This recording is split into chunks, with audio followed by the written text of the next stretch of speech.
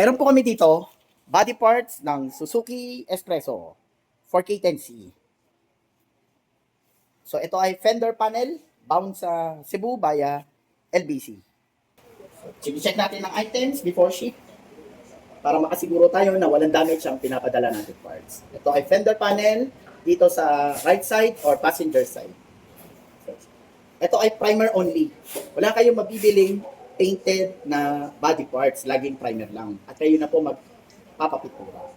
Ito yung sa gilid. At ito yung sa likod.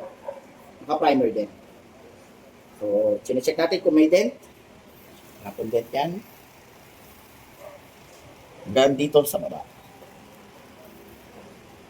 So, kasama rin sa mga in-order nito ay discharge hose. Ito na ngayon.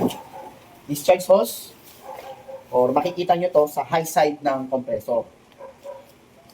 High side. Ito papunta sa condenser at ito papunta sa compressor. Kaya tinawag ng discharge hose or high side. SGP parts din po ito. So, dito mahalaga na kailangan ma-distinguish natin lagi ang parts na binibili nyo kung for K10C, ang engine, or K10B. Dahil dito, dahil K10C to, iba ang discharge hose nito, dahil iba ang compressor versus sa K10B. Magkaiba.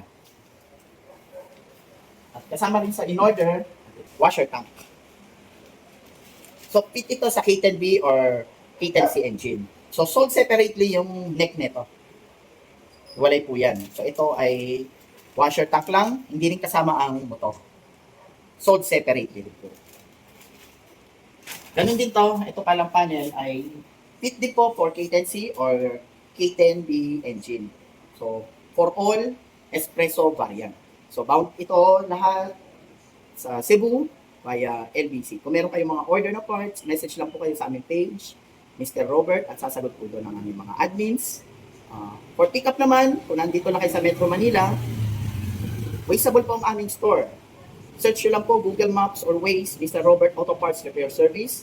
Pwede rin po kayong mag-Alalamove within Metro Manila, Laguna, Rizal, Cavite, Bataan, Batangas, at Pampanga. At nagsiship kami nationwide via LBC and AP Cargo. At nagpi-PMS din po kami by schedule lamang po for preventive maintenance ng inyong sasakyan at under chassis. Maraming salamat.